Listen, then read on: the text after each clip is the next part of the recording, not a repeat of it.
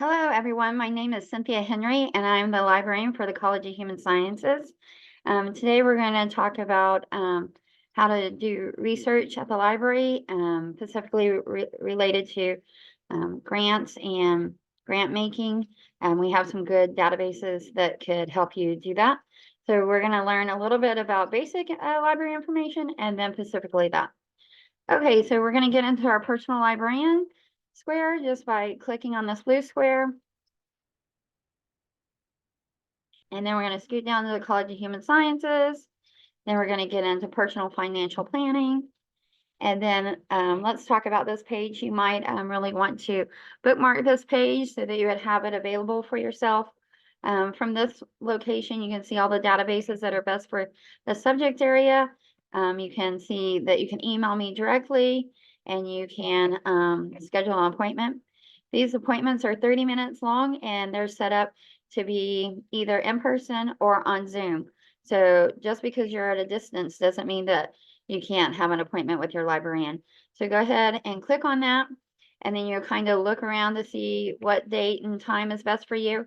I'm just going to do an example. And then the next screen is where you put in your information and your email. And if you needed, you could drag a file there if you thought it would be useful to our appointment. So feel free to do that. And then you could book any appointment. It works with my calendar, so you're not going to be able to book an appointment that I'm already busy for. So that is really nice. Then as we move down, we're going to see some other things here. Library services that we will use, how to make Google Scholar work for you. And then as we scroll back up, you can see we have thesis and dissertations here, data sets, and then finally our databases. So if we were just looking for research for financial planning, if you will, Business Source Complete is really good. PsycInfo is really good because you're looking at behavior, psychology and behavior. And then Merchant Online and Value Line is really looking at companies information, so you can find out information, let's say, about Nike or whatever publicly traded company you're wanting to research. Then Science Direct, Scopus, and Web of Science are all kind of started out really hard sciences, but have grown into social sciences as well. So I think all three of these would be good for financial planning as well. And then Academic Search Complete is really just a large database that if you're really stuck and you can't find anything anyplace else, it's a good one to use as a backup, kind of test your keywords and then see if you can take those words that you find a little success here into some of the other databases. Of course, that is always a good time to reach out to your librarian and say, hey, I'm really looking on this topic and I've been searching in these areas and I'm not finding much. Can you help? And I might just say, oh, I think you just need to change your keywords slightly. You know, synonyms are usually our friends in that case. Or a lot of times you just are in the wrong database and you just need to get in the right database and then you should be able to find what you need. So anytime you're having a little bit of a struggle, don't sit there for 4 hours not being able to find anything. Go ahead and reach out to me and let's see if we can't get you in the place that you need to be looking in. Okay, so I'm going to go ahead and open Business Source Complete real quick so we can just do some basics. I'm going to sign in with my e-reader as you would too off campus.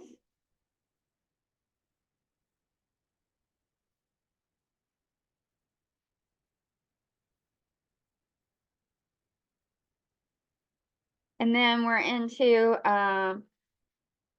Business Source Complete. I can see that here. This is the name of this database. I can show less of that. This may look slightly different as EBSCO has rebranded all of their databases. So this is the same database you've been using if you were familiar with that. They just rebranded their icon there. So don't let that throw you. I do like to point out here, though, a lot of times people will tell me they've been searching in EBSCO. Well, EBSCO, we have a lot of databases from EBSCO. So knowing the true name of the database that you're searching, in this case, Business Source Complete, is always very useful so that we know where you've really looked and where you haven't looked. And I kind of indicate that with, you know, EBSCO is a big vendor like Nabisco, but you really want to know what cookie you're really eating, and you'll be eating Oreos. So feel free to kind of make sure you understand what the difference is. And then we're going to do advanced search here because I just like to use the advanced search. It gives me 3 boxes. If you don't want to, you don't have to, but it just keeps me a little bit more organized. And then before I get started, I'm going to mark peer reviewed because really at this level, you should be using peer reviewed materials. And peer reviewed really means anything from peer reviewed, referee, jury, that's all the same kind of terminology. And it just means that those articles have been sent to a panel of experts in that field before they were published into those journals. And so I always encourage you to do that. Unless, of course, you're really looking for a specific like magazine article or newspaper article, then of course you wouldn't want to list that because it's going to narrow it down to just peer-reviewed journal articles. All right, let's go ahead and just do some quick searching here. I'm going to look up financial literacy. I think that's a pretty good topic. And then we're going to do education here, and we're going to hit search. Now we're down to about 1,000. I really like to bring that down. So I'm going to maybe add another term or look down here at our publication date. And I'm going to update that to like 2019. I'm going to say 2019 because we're just barely into 2024. And so, okay, we're still at 500. That's quite a bit. I really try to get this number down to about 100. And that means that the relevancy is to be a little bit better. But for our purposes today, I think it'll be okay. And then if it's too small, like if we're down to like 25, 30, then maybe we've missed something and we need to broaden back out. So really aim for a good set there, kind of in the middle of 100 or close to 100. I know we have a lot of information in financial literacy, so you may be at something like 150 might be a really good set as well. So don't keep trying to narrow down if you're just right at that kind of sweet spot. Okay, let's kind of see if there's something good here. I'm just kind of scanning the titles to see if there's anything interesting. Oh, look at this. I think this is probably pretty cool. So I'm going to click on this, and that will get me into the record of that item. And so here's the title, Financial Literacy and Estate Planning in American Households. Then we have the authors right here. And then we have the source line. And that tells you which journal it was published in, the Journal of Financial Service Professionals. And it's published in January 2024. That's pretty cool. And then it's volume 78, issue 1.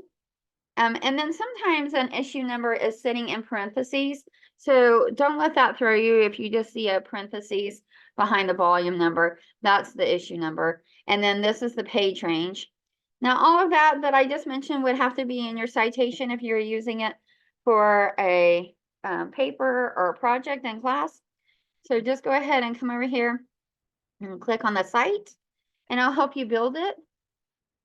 Build your citation. So you should be doing APA 7th, and you can just copy and paste this into an email or a Word doc, however you're storing that at the moment. One thing I do kind of have people check is this one looks pretty okay, except for the capitals in the title. Those should be lowercase except for the front first word. But everything is italicized as it should be. And so we're going to click close. Oh, and sometimes people ask me about the DOI. So since this is published in this month, it takes a minute to get your DOI. So I wonder if they just don't have the DOI yet for this article. And I don't know, but maybe EBSCO will come back and update that. Or when you find the article itself, a lot of times you could find the DOI at that time too. So we'll look at that when we open the PDF as well. Okay, so I'm going to close this. We're back into the record itself. And so I like to kind of look over here. Sometimes you're going to see author supply keywords. And while the author knows what he or she has been writing about, these subject terms are more appropriate or more impactful.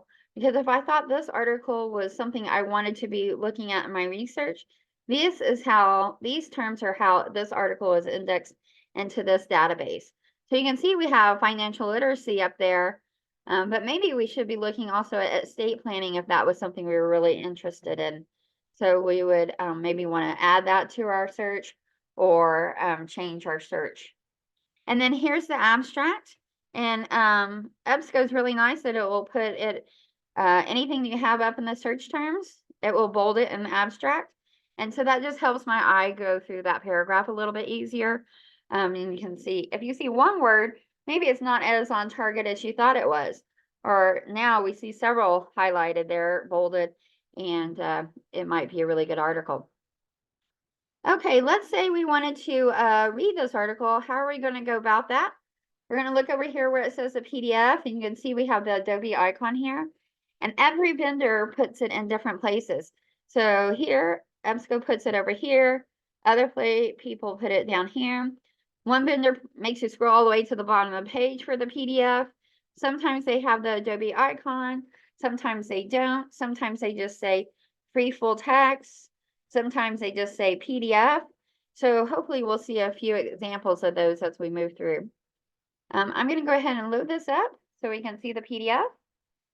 Sometimes you will have the option of an HTML text or the PDF. And I always encourage you to get the PDF because most of the time, if you forget to write down your citation information, you can build it from the PDF itself. Here, of course, is the title and the authors, but I bet you we can find the journal information.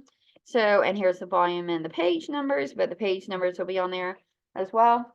And that is something that is only to the PDF.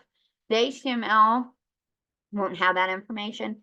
And usually it's just the text of the article itself on the website. And so you don't know where the page breaks. So it's very hard to quote from that. So just be aware of that. And the other thing that a PDF will have is any charts, graphs, pictures. Let's see if there's anything here. Yeah, this figure probably was not in the HTML if there was a version of it. So that's why I like the PDF. If I wanted to download this or store it or print it, I would use these icons here. So I could download it or print it. If I use these icons out here, when I print, it's only going to print this outside frame. So be aware of that, always looking for the bar related to the file. Okay, I'm going to click results list again. And then let's see if we can find any. Oh, let's look at this one. So this one doesn't have the PDF here. It only has the find it. So the find it is our links resolver here in the library. So if I click on it, then it's going to look through the catalog to find it. And it found it here. Now, sometimes it will just put us on this page. Sometimes when I click that, it'll take a second longer and put me straight into the PDF. It just depends on the collection when we have it, where it's stored. And then sometimes we might be here and there would be no full text. And we'll talk about what to do if that happens. So I'm going to just clean up the window a little bit, sorry. So here, if we wanted to read this, I could click here and follow the steps of getting the right volume, issue, page number. But we knew that was a little bit hard for people. And so we were trying to improve that experience here at our library. So we implemented the lib key. And so when you click on this, sometimes it'll say PDF here, sometimes it'll say read article. So once you click on that, you'll see the lib key page pop open, and then it will pull in the PDF itself or the record of the item. And now you can find the PDF on this page. So it is right here, and it just says PDF with the Adobe, and we can load that up. So, and this is actually a different version of Adobe. And so we want to use this download and print. And it, for whatever reason, loaded it to the bottom of the article. And so we just get back up to the top. Okay, I'm going to close this window, and we're back on our links resolver page. And before we get out of this window, let's talk a little bit more. If we found no full text, we want to use this requested link. And that interacts with our interlibrary loan document delivery department. And I'll show you how it works with my account already set up. And then I'll show you how to set up your account. So with my account set up, it has pulled in all the information and filled in the form for me. So all I have to do is hit submit request. And then our document delivery department works really hard to get all of these requests processed within 48 hours during the business week. So if you put in a lot of requests like Monday, Tuesday, you'll be reading them before the end of the week, of course. But let's say you do a lot of research on the weekends. Don't think that if you do something Saturday morning, you'll have it Sunday night. And so that also impacts when you want to do your papers. So if you plan on writing a paper on Sunday afternoon, don't wait until Thursday or Friday to do the research for it, of course. Go ahead and back it up so that you have enough time to get all the materials that you want for that paper or project. Okay, I'm not going to submit this because I really don't need it. And we can find it full text clearly. But I'm going to go ahead and point out some other things here in our Iliad account. And so I'm going to click on the main menu here. These are the things that we can request. Here's a journal article, a book chapter. Both the book chapter and the journal articles come electronically. And so if you were to receive something from document delivery, it'll tell you to come in here and click on electronically received. I can click on that, and then I can find the PDF that I requested, and I can download it and print it or store it however I want to do that. However, I've been storing anything out of the database, so you can treat it just like you got it out of the database. If it's a physical item, then it will actually be shipped from another library. Then we'll ship it to you if you're a distant student, and then you would be able to check out materials. So you could see under your checked out renewed if you have a book checked out to you and when it was due. So one thing we have to say is that the lending library gets to decide the due date. So sometimes that is 2 weeks, sometimes that's 2 months. We don't get to set that unless, of course, you're just borrowing a book straight from us and we're shipping it to you. That's fine too. Okay, so let's go ahead back to the main menu, and I'm going to open one other place. Before we show you how to set up your own account, I'm going to open it and show you how to select the distance. If you're a distance patron, make sure that you select this. Otherwise, if you're in Lubbock, you can just select graduate student or faculty, whatever applies to you. And let me show you back on my page where to set that up. It's right here under Interlibrary Loan ILL. So ILL stands for Interlibrary Loan. And if I click on this, it'll land me here to sign in with my e-rater and then back into my account. So the first time you click on the sign in, right here, if you have not ever set up your account, the next page will be to set up your account. And that's where you would set that up. Okay, so that is just some quick information about that database. Let me go ahead and talk about Google Scholar for a minute, and then we'll get into our information about grant writing resources. Okay, so on Google Scholar, you can set the Google Scholar to work with the library, and I have this information on our page as well. It's under this little box here, Make Google Scholar Work for You. And so you're going to click on these 3 lines, and then you're going to get down to the settings, and then you're going to be in the middle of this menu, library links, and then we're going to type in Texas Tech, but nothing else. We're going to click search. I want to make sure that I have Texas Tech University Libraries FT. That means full text at TTU Lib. And if you have Open WorldCat searching check marks, that's fine. That is just a large catalog that most of the world participates in. And if we have that book, it will just reroute you back to us. But I'm not going to check Health Science Center or the Law Library because I don't have online privileges there. Now, I can walk into those 2 libraries as an affiliate at TTU and still use their collection. So if you needed something out of there, you could go into those 2 libraries here in Lubbock, but you can't get it through online. So okay, we're going to click save.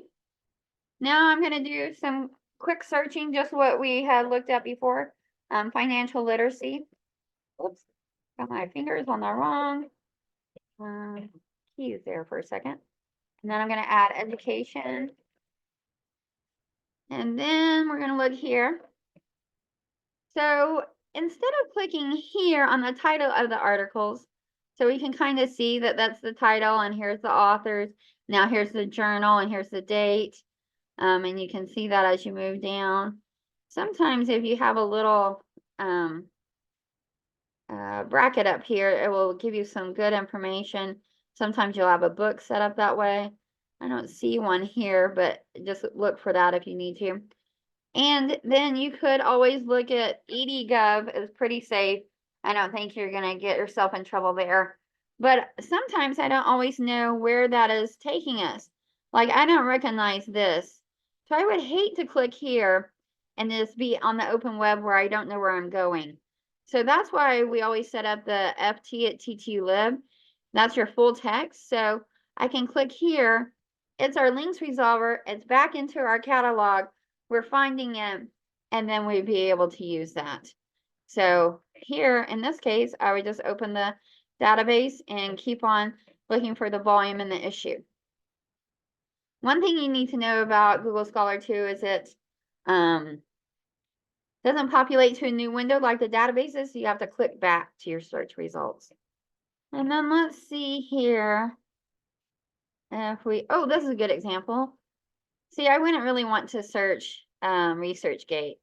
And so I would click on this little bitty link here, these little chevrons, and then I can find the little get it at TTU. So usually FT means we have it full text and you can find that. And the little get it means that we usually don't have it full text, but we can interlibrary loan it still. So if I click on it, it will open it so I can still use the request button here. Okay, I hope that all made sense there. So I'm going to clean up some windows real quick before we dig into our grant stuff. I think we will use some windows there too. So the last database that you see here is our Foundation Directory Online. And so I'm going to go ahead and click on this.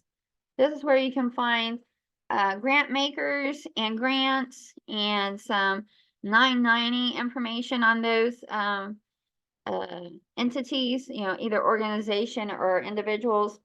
And so once you get in here, you can just type in a subject if you want, or if you know a business that you want to see if they're giving grants, you can type in that business. Or if you know of a foundation, you can do that as well. But since I'm not sure where to start, I'm going to go ahead and type in a subject. So I again thought financial literacy would be a good topic here. Oh, I don't think I got that.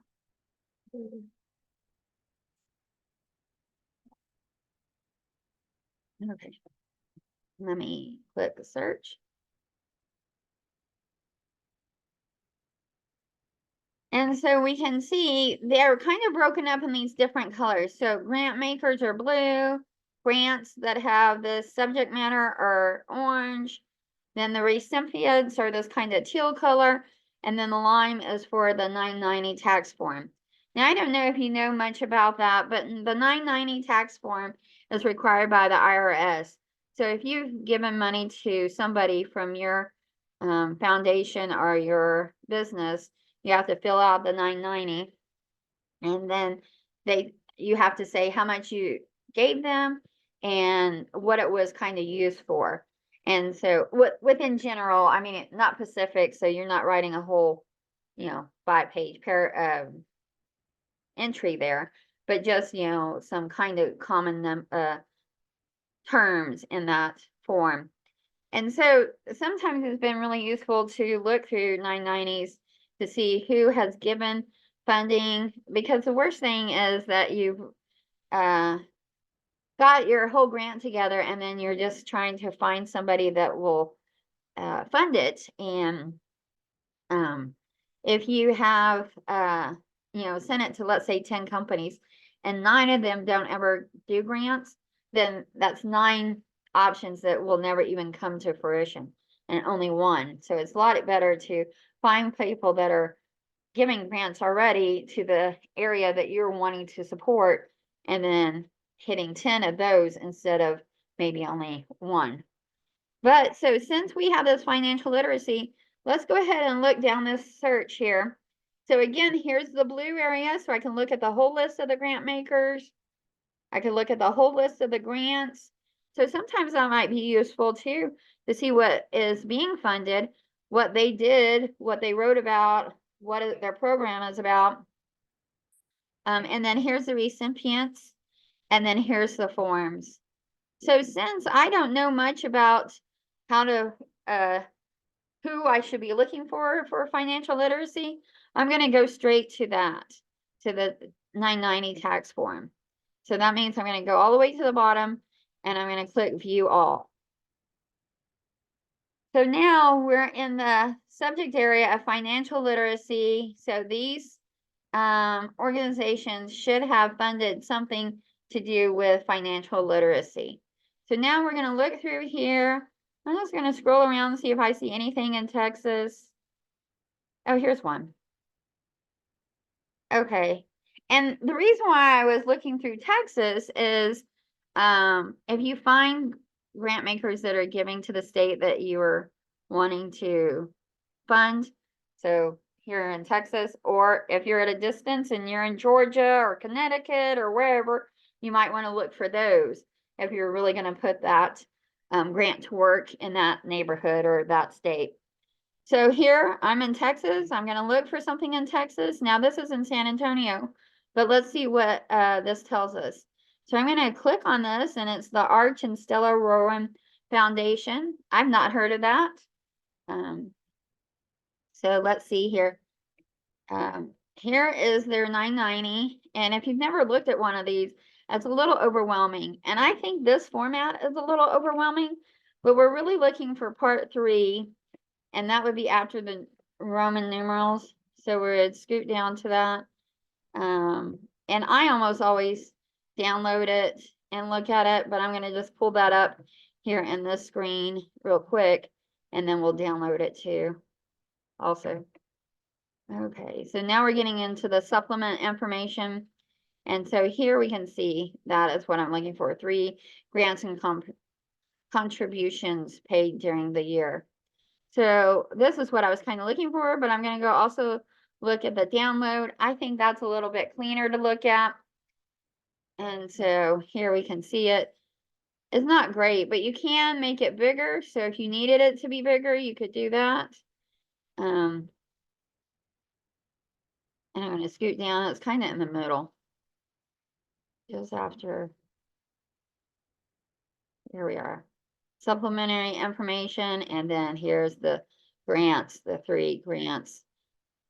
And so what this means is this company or this foundation, the Art and Stella Rowan Foundation, gave money to ACE scholarships in 3,000 amounts, and it was a public.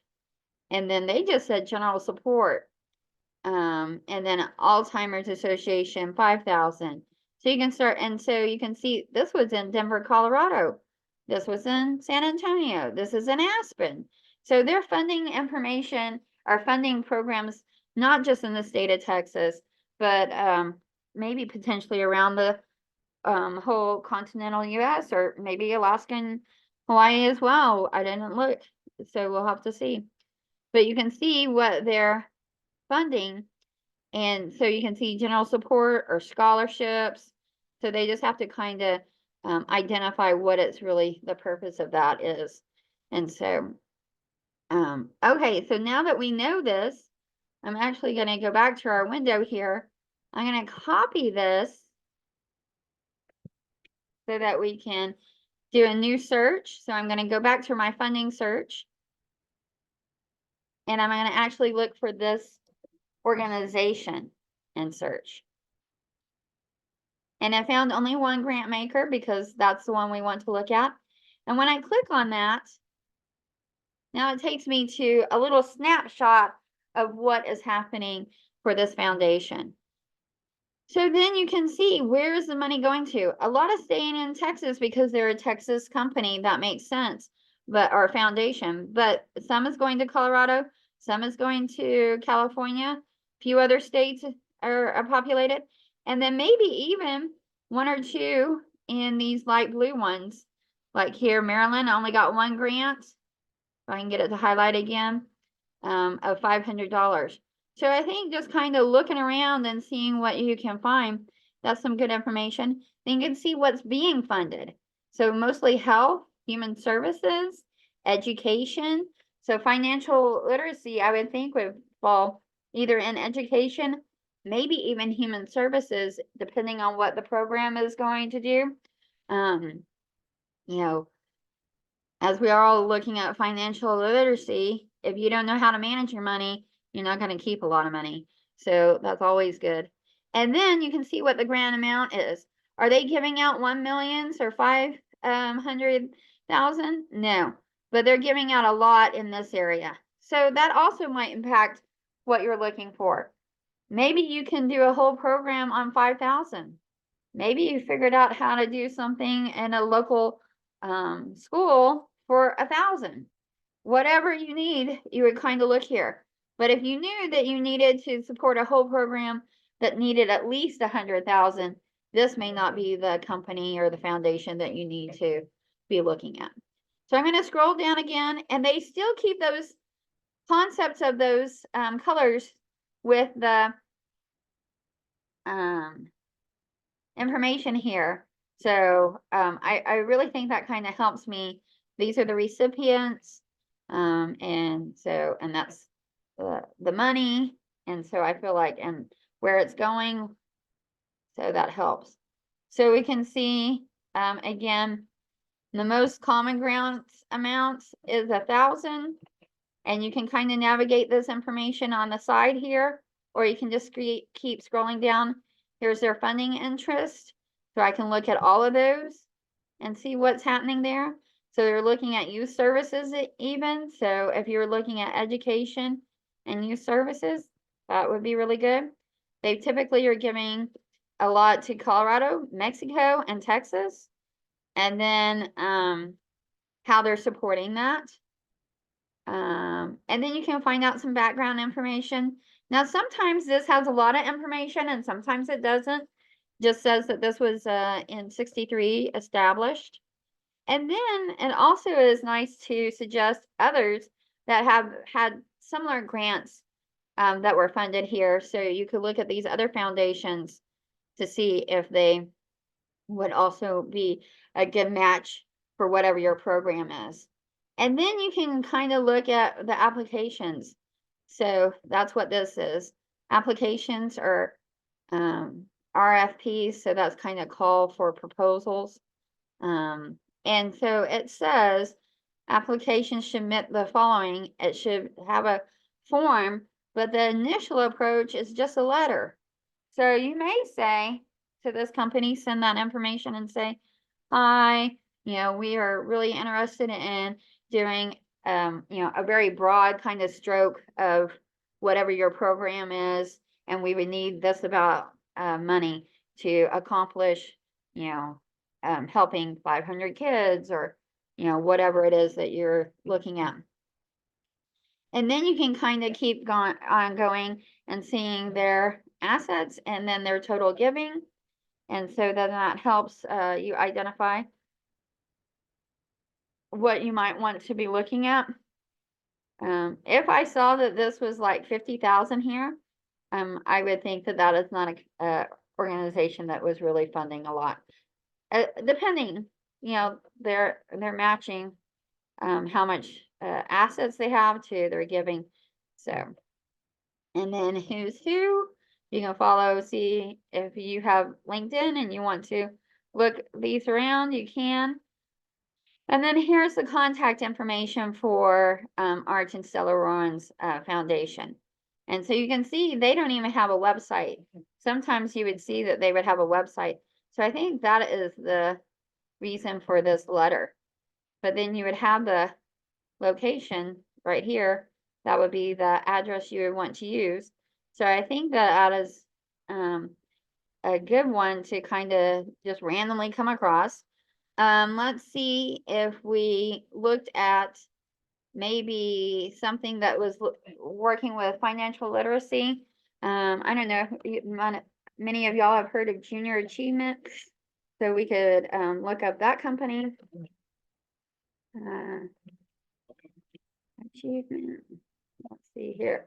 Here's Junior Achievement of the USA. So I'm going to click on that. That's going to run the same search because we were looking at that individual organization. So this one has bigger money grants, but maybe smaller of what they're really funding. And then they're funding all across the US, it looks like. Mostly all across the US. So you can do that. Let's go ahead and look at some of this. Here, they're not even just across the US, they can be in India, Jamaica, Puerto Rico, and then here are the subjects that they're really focusing on, and they are really looking at some economics really here and education. So that would be perfect for, and they're really looking at young people. So if it's all older adults, financial literacy, you know, maybe at a public library, this would not be the one you would get it. But if it's anything K through 12, it looks like, and maybe potentially a college age level, you could do that. Okay, let's see here. Here's our financials. So that's good. Here's our LinkedIn. But we don't have our call for applications here. So with that situation, I might look in this news area, which we didn't have in the other one, and we'll look at that again. But then I might also look down here. We do have a place we can mail a letter, but we do see a URL.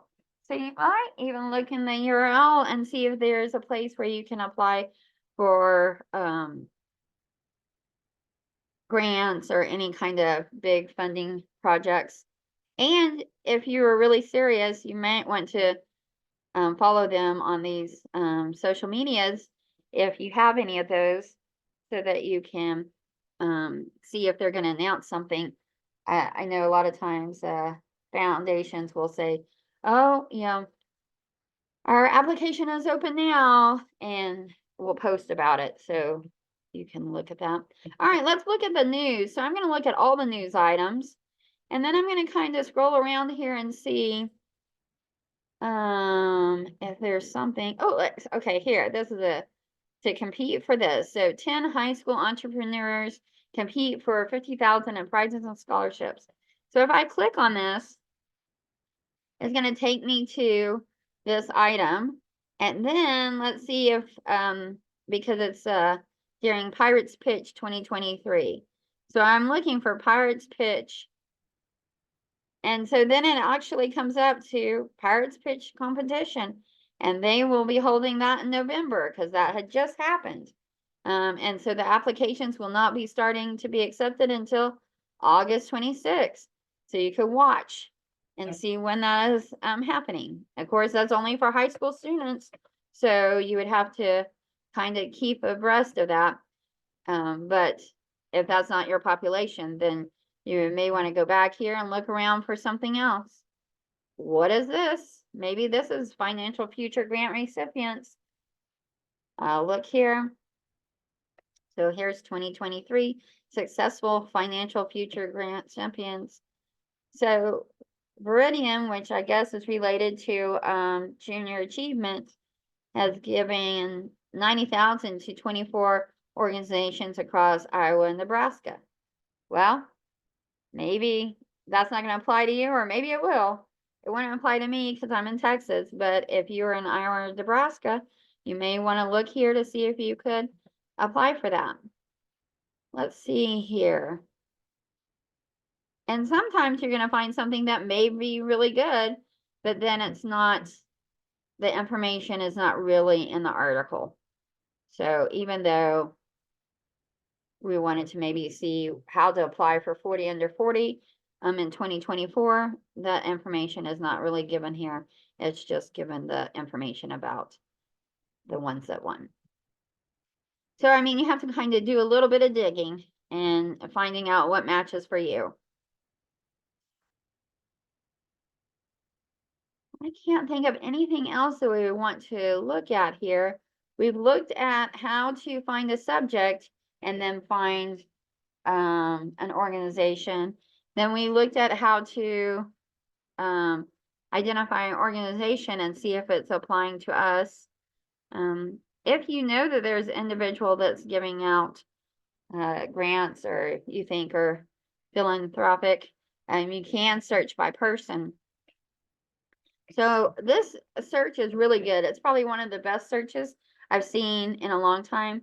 It will let you search by organization or by person or by subject, or, I mean, it has a lot going on in here. Let's see here. If you get stuck on anything, like you have a hard time reading that 990, feel free to reach out to me. Or maybe you've looked up a subject that was not as common as financial literacy. I wonder what we you get if we just typed in finance. Let me see if sorry, if there's anything there. Oh yeah, so I think you'd be hard pressed to find not something here. So feel free to dig around in here, and if you get stuck with anything or had a question, feel free to reach back out to me. Again, you can make an appointment here, and you know how to use the resources here. We covered databases and how to use our interlibrary loan and how to use the foundation directly online for grants and grant making and writing. So if you need anything else, let me know. Thank you.